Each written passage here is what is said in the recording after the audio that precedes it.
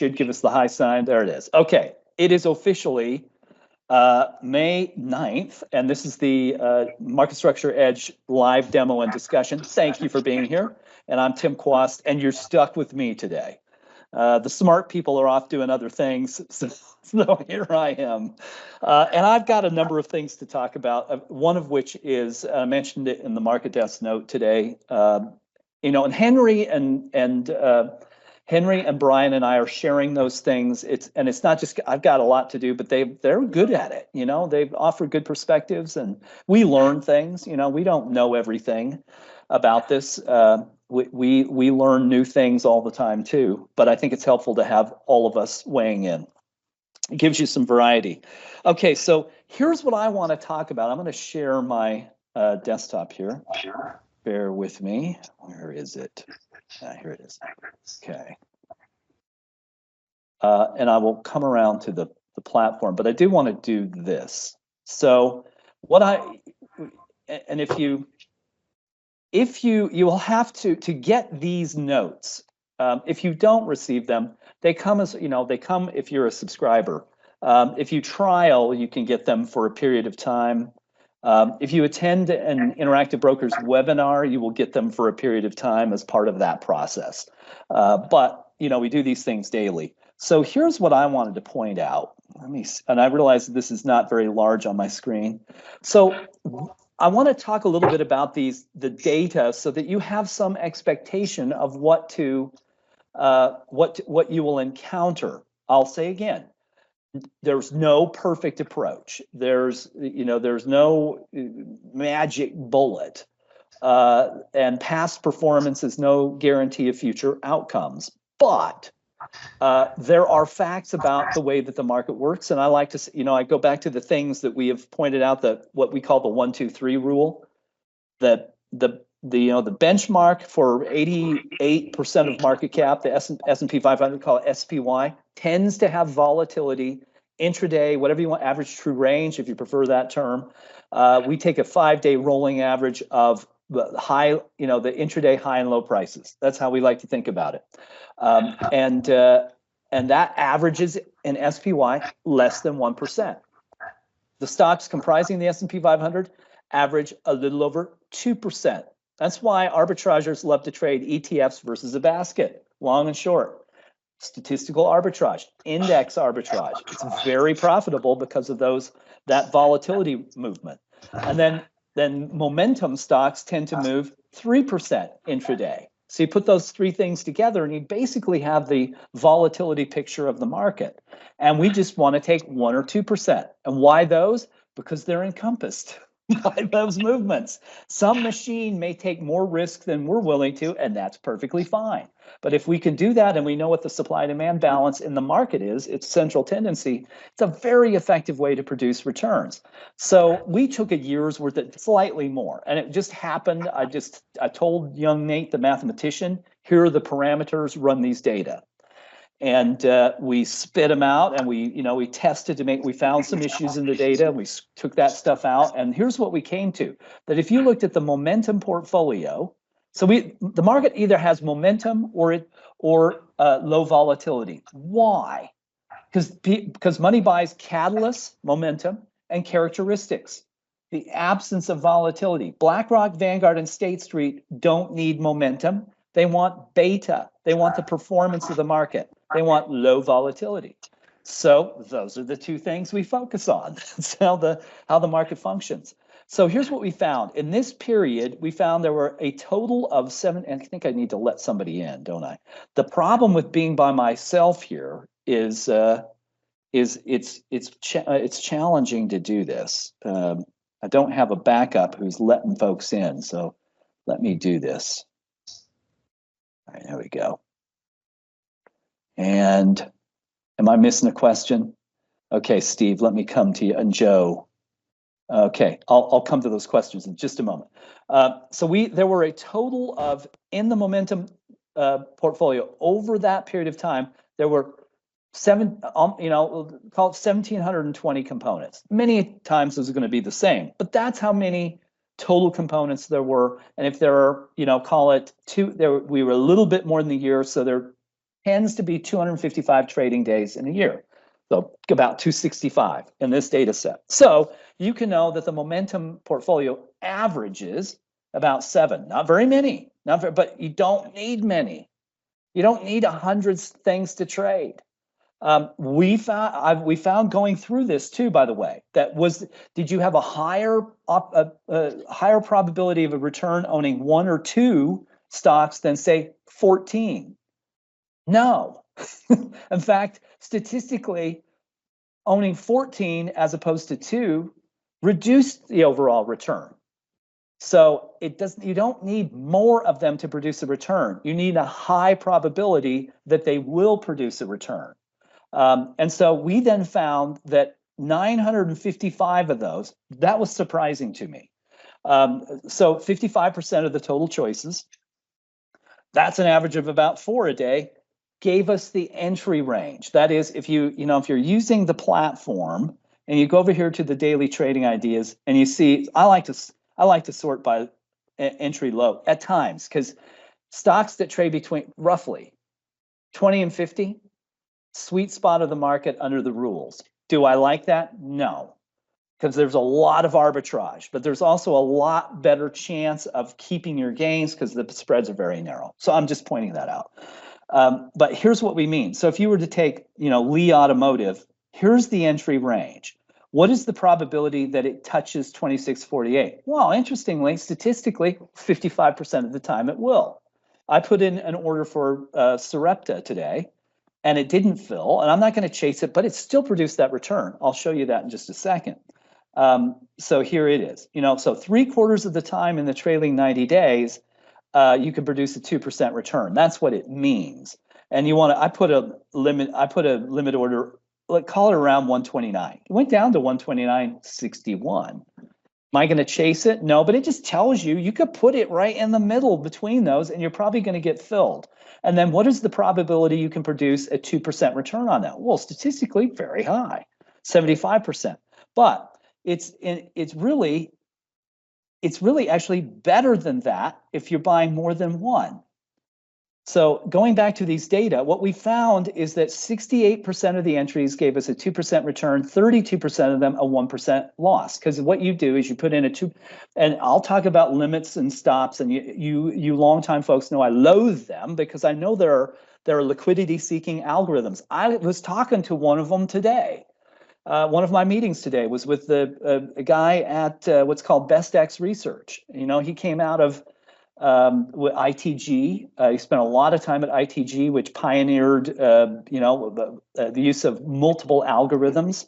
ITG Posit was a very big algorithmic platform that is now owned by Virtu for institutional trading. And we were talking about this. Things are going to hide and seek all through the market. But let's just do this simply. You put a 1% stop loss on your position, and your aim is for 2%. Well, so you have a 68% chance of a win and a 32% chance of a loss. And you say, well, that seems pretty high. I mean, is a third of the time a loss okay? Yeah, but the loss is half the gain. And I found that looking at the data, well, Nate did this. About 85% of the trading days gave us at least one choice. So call it 223 of 255 days, I'm going to have something to trade. You don't have to trade all the time. And we found that the average holding period was 1.1 days. There are things, I've got positions I've had for 2 or 3 days, but generally, things fill fairly rapidly. Here, to me, were the kickers. We looked at the entire data set, and the average was a 1.2% daily return. There were only 20 net losing days, even though 68% of the time you make money and 32% of the time you're stopped out. When you net them, we found that overall, there were only 20 net losing days. Famously, Virtu, when it went public, this was years ago, they disclosed a bunch of data in their S3, the filing that you have to make. You make an S1, S3 is right before you issue shares to the public. They had one losing day in 1,200, I forget, John, you might know this, 1,259 days. They used a 5-year period. They had one net losing day. They might only make a basis point in a day. But the point is that you want to make money as often as possible. It turns on the head the whole buy and hold idea. I understand that. You know, if you could demonstrate that buying and holding produced a return, it would be valuable. I think he's the chief strategist at JP Morgan. And again, I've got a bunch of JP Morgan funds managed for me. And this guy, his name's Bill Eigen, and he said, if you, over the past 5 years, if you look at the core buy and hold assets, so fixed income, equities, cash, a handful of other things, he said, guess which thing is the best performing asset the past 5 years? Cash. Stunningly. That's because there is so much volatility. The market is very volatile. You know, Nobel Prizes in economics have been won for the description of how volatility erodes long-term returns. So what are we doing here? We are shortening our exposure to risk, and we are accepting very low returns in context of the rules of the marketplace, and we duplicate it over and over, and it's very effective. So if you can have 196 profitable days and 20 losing days and 7 where nothing happened, there's a 90% probability of a positive return. I'll take those odds all day long, any place. Okay, so that's that. And now it's data. We're going to continue to look at the data over varying periods of time. And my aim is to have a running indication of the returns, but this gives you a baseline. You can say, okay, what is the probability if I do this that I will have a positive return? Well, if you're disciplined, it's extremely high. Again, there's no guarantee and it doesn't work all the time.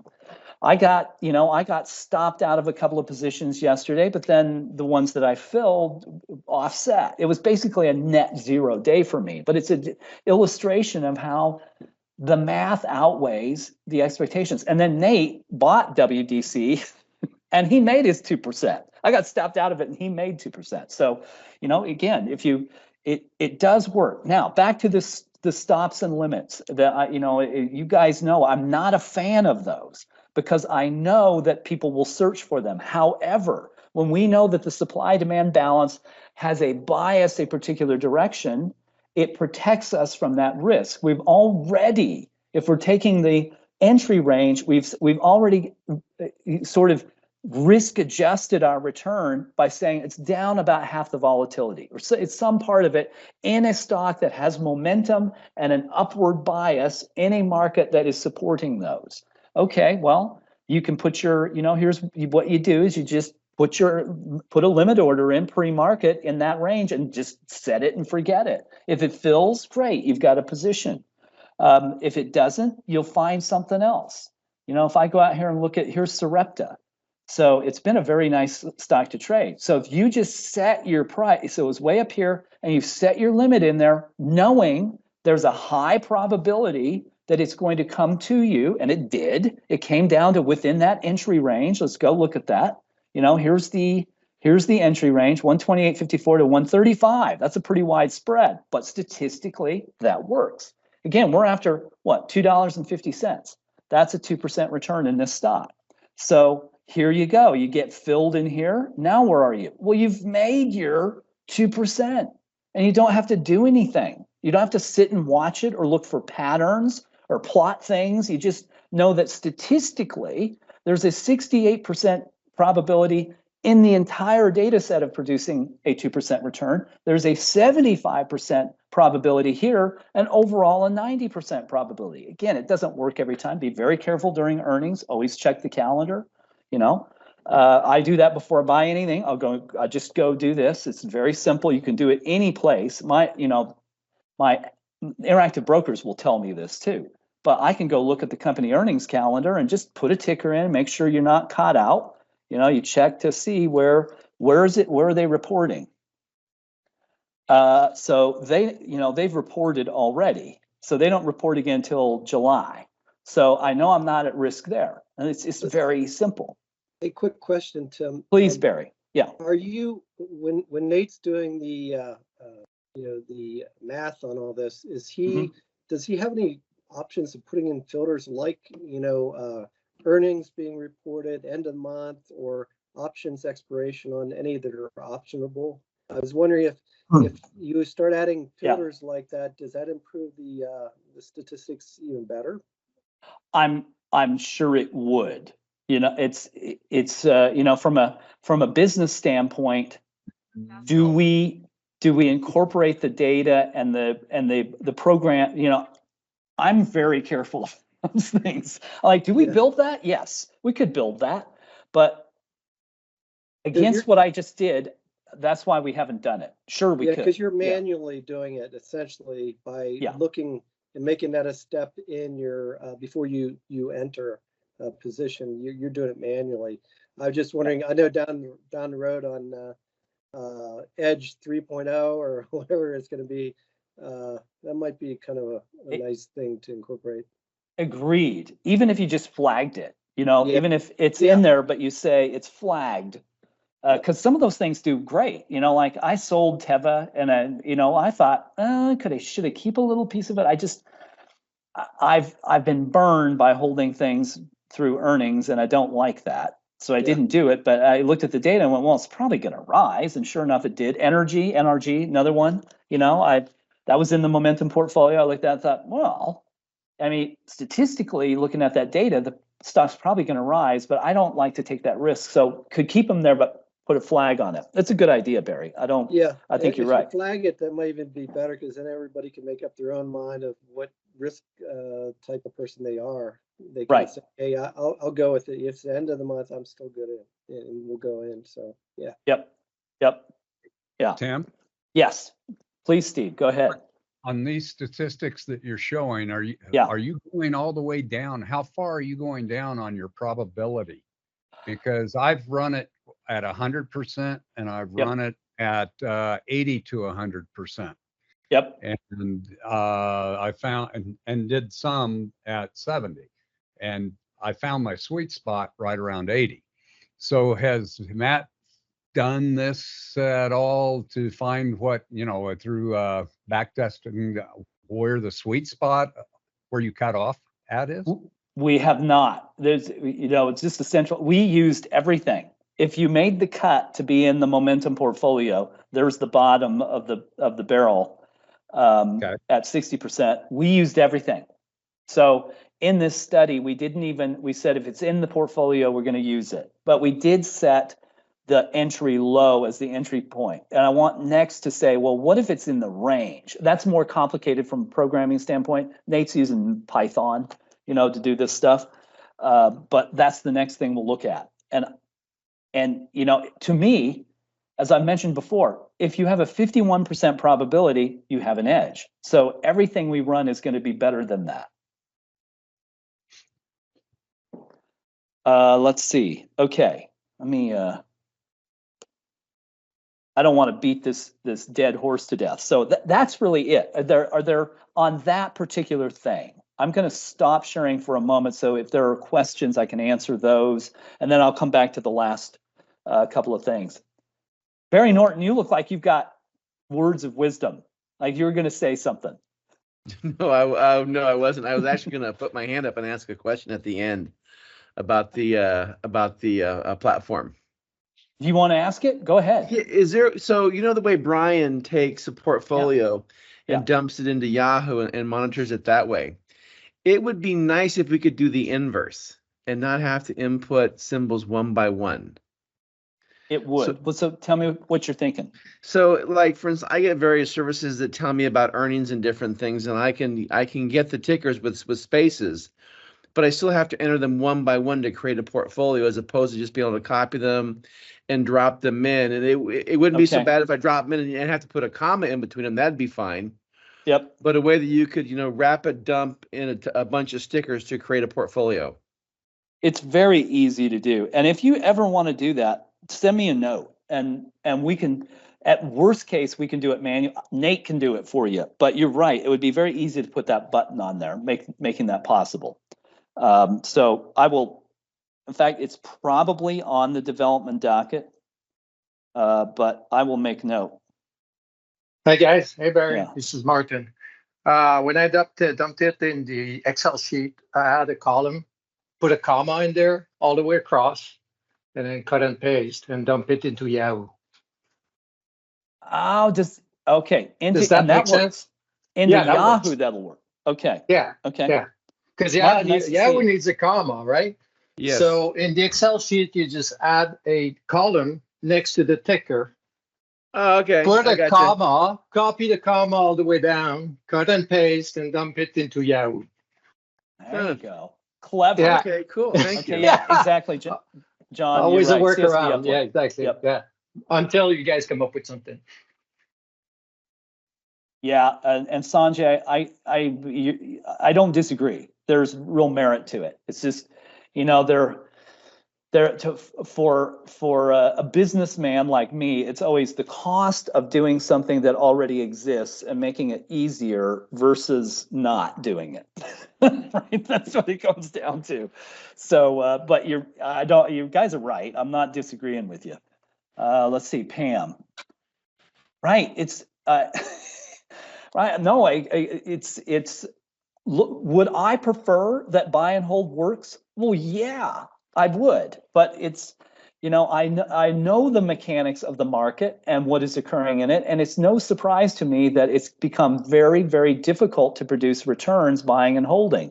There is way too much intermediation. All you have to go do, by the way, is go read that story about. So Jane Street is in a legal battle with Millennium, two of the great quantitative market structure firms in the world. Look at the money Jane Street is making. They have 70% margins, and they're a middleman. When the middleman is making 70%, and you're making 1, something's wrong with the model, right? Well, that's how the stock market works now. So we have to adapt to it. And I think adapting to it means recognizing it runs on measurable mechanics. It has behaviors that can be observed and measured, and that we take what those people will give us. And that's what we're trying to do here. Okay, to see, did I miss something? Martin, did I get your indicates the volume of previous, not the average volume? Let me take a look at that. Okay. Hey, Tim, I got caught by that this week because the volume was like way down on one day. Yep. And I expected that, I have my own parameter set up for my own folio. And, I put and the average volume showed like 2-3 million. I said, okay, I can go for that one. And then the volume for that day was way below 1 million. And then I go to Yahoo, look at the average, and the average was nowhere close to 1 million. So I did notice that the market structure shows the previous day volume. I will check that. And that's the average. We had to do some modifications to that data set because of our interactive brokers integration, and we had a big discussion about it. I honestly don't look all the time, but it's supposed to be the average. But I've made note, and I'll make sure that we track that down and find out. Appreciate the heads up on that. No problem. Thanks. Let's see, Steve, are you just putting limit orders out there for half the volatility during regular trading hours? I put them in pre-market. I don't always, as the supply demand equation starts to change, like it's doing now. Let me just go to that really quickly here too. Then I may shift toward later in the day. But that's what I've been doing, Steve. I'm just going in and I put, I'm kind of after the average. If I fill 4 positions or 3 or whatever, that's what I'll do. But I'll take 4 positions, put some limit orders in pre-market in the range, and be happy with what I get. And basically 75% of those have been filling. Now, is it the best thing? I don't know. I don't know if it's the best thing to do, but it's certainly been working fine. It takes the thinking out of it. But here's what I mean. As these conditions in the market begin to deteriorate, and it's not that they're deteriorating, but this is broad sentiment. We have a very weak top, never even made it back to the red line, and it's declining. Now on the supply side, it's declining. So then does that mean, This is telling us what's going to come. This is not telling, why is the market doing fine today? Well, because supply declined, right? Supply declined and demand's remaining strong. So you have a good day in the markets, and we know that there's been, with the data told us there was going to be a stretch of momentum where we'd have good opportunity. But as these things change and then the opportunities diminish, then I may not want my money exposed to the risk for the entire day. So maybe in the last hour of trading, realize in the last hour of trading, that is where all the money that's trying to track the benchmark is. Early, the first hour to hour and a half of trading are machines trying to figure out where the VWAP is headed. That's what they're doing. So prices move all over the place. Now, we already have an advantage because we know the supply-demand equation, that there's a big divergence. Middle of the day, no man's land, but you might get orders filled because if the machines move off to do something else and the price, or they're buyers that disappear and they move the price down, that happens too. We see it all the time. There's investors who buy stuff and then they stop, and then machines pick that up and they go, well, the buyers are gone. Let's lower the price on that. They don't even have to buy it or sell it. They can just widen the spread, and there will be a natural decline in the price. So when these conditions develop, I may be looking in the last hour, last 30 minutes to say, okay, are there things that are down half their volatility that I might make right at the open the next day?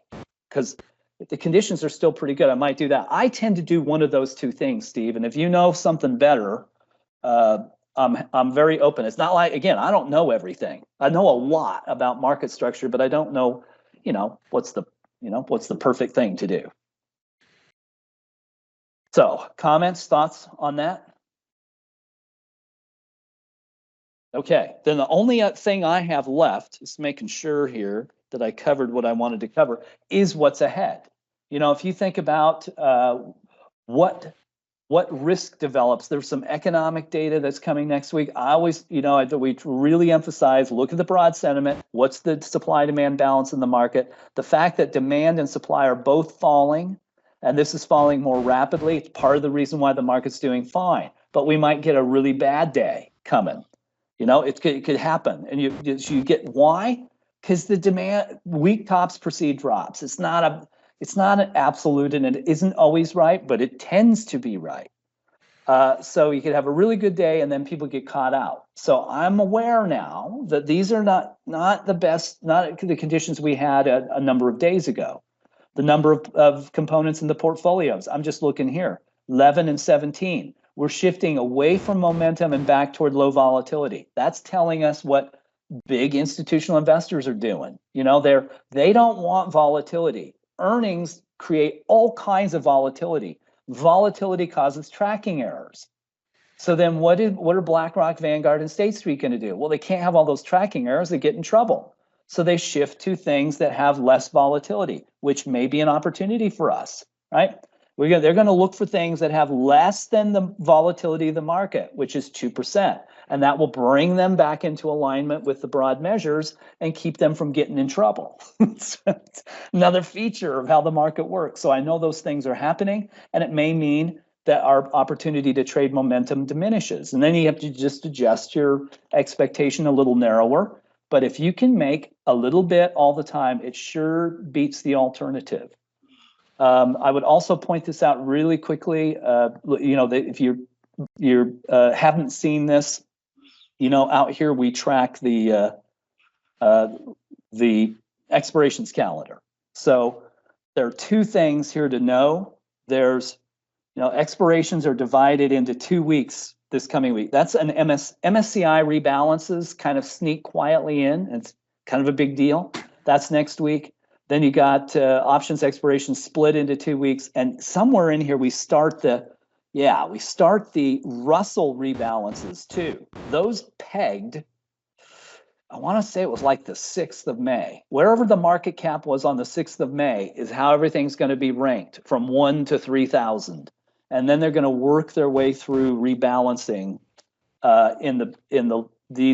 in June. But it starts right at the end of May. Those things aren't terribly disruptive, but they're some of the big volume days of the year. And so it's just important to know. Was I sharing my screen? Did you see that? No, you weren't. Let me do that again. Sorry. Here's what I was showing. Okay, so if you are at the platform, let me go there first. Now I can't get to it, but right at the moment. But so at the top of the platform, you can click on resources, and it'll take you over here, or using Edge, and then that'll pop you over to the web page. And then I just picked up the calendar for 2024, and here's what I was pointing out. There's the options expirations are split into two weeks. There's some big econ data, I think a GDP read, as I recall. And here are all those dates related to the Russell rebalances. You can see this down here in the key. MSCI rebalances on the 14th. And then this is all Russell rebalances. It takes a while. So beware that those things are there. And if it happens that supply is deteriorating, or supply stops falling and demand deteriorates into that stuff, I mean, it can be rugged, and it's good to know. In fact, that leads me to the last thing. I'm going to do let me see. I think I'll have to, here we go. This is what I was talking about. If you go here to using Edge and then click on how it works, that'll take you to the web page, and then you can look at the calendar. It's kind of a circuitous route, but it'll get you there.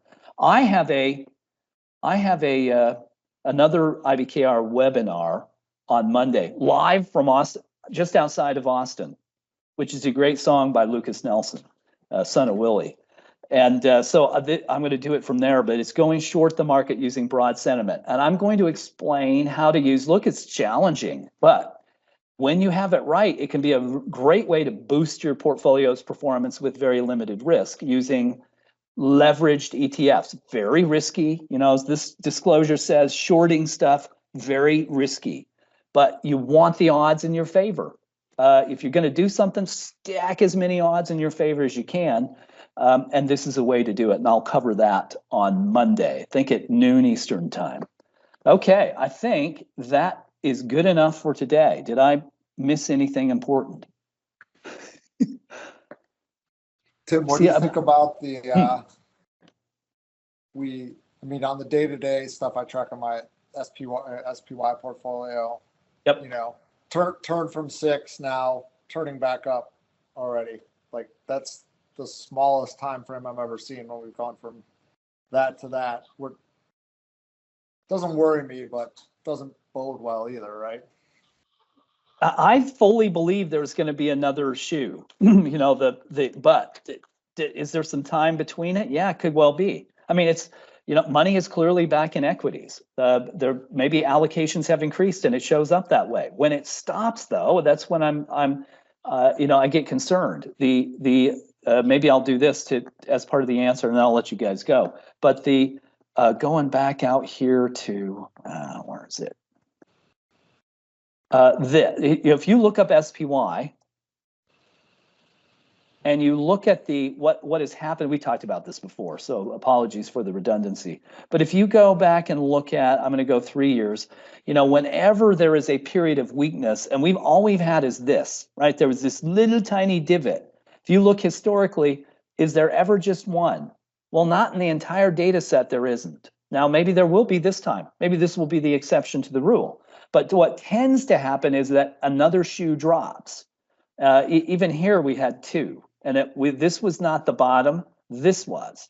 So is this the bottom? Doubtful, but I don't know, right? It's just a probability that we're going to see some additional trouble ahead. You look at the supply side, it looks pretty darn good, though, right? Yeah. Yeah. So I guess we will see. Hey, Tim. Yes. When you're doing your data, is there any way to check and see when the biggest drops would have been? And on my own, I am trading now fairly heavily using the daily recommendations. But when it's below, when I see that SPY is opening below 250, down, I don't go in. And I'm wondering, and I've been good at that because you see a lot of stocks that go down, hit their bottom, and then just keep on going when it opens that far down, and you Right. lose with your stop limits. Yep. But is there, I guess what I'm asking, is there any way that you can back test to see what kind of drops there were on your orders when it's below 253 or whatever on SPY? What happens to all of the rest of your momentum and your low volatility stocks that fall into that recommended entry points? No, it's a very good question, and we have looked at it. There just aren't a lot of instances, right? Right. They're such outliers. It's hard to believe, but the S&P 500 rarely moves 2%. It happened twice in the entirety of the trailing year. So it's really difficult to get to a central tendency when the data set's so small. So I don't know. I'm sure there's something there that we could identify, but I don't know exactly what it is yet. Yeah. Okay. Not much of an answer, but that's the best one I've got. And It's okay. Give you my latest update. Yes, please do. And then Rob, I'll answer your question and I'll let you guys go. We're on target for 65% for the year. That's using $40,000 for entry so that you're able to get at least four purchases. So, and that is a bare minimum because as you're watching these, you can let it fall to a pivot point if you want. Right. Those generally are where you're seeing the reversals on these. And I personally think you could be doing 100%. And also on the run ups, I've been keeping tracks of what your maximum profit would be if you put a trailing stop on it when it hit your 1 or 2%. Mm-hmm. And the average on that is another additional 3%. So it's it's very sweet. I didn't put the performance data in there because I thought it was ludicrous to do it. But in the model data we ran, it was a 230% return. But it's so absurd that you lose credibility when you suggest that that's possible. Well, but that's what we saw in the data, doing it, running that model. Yeah.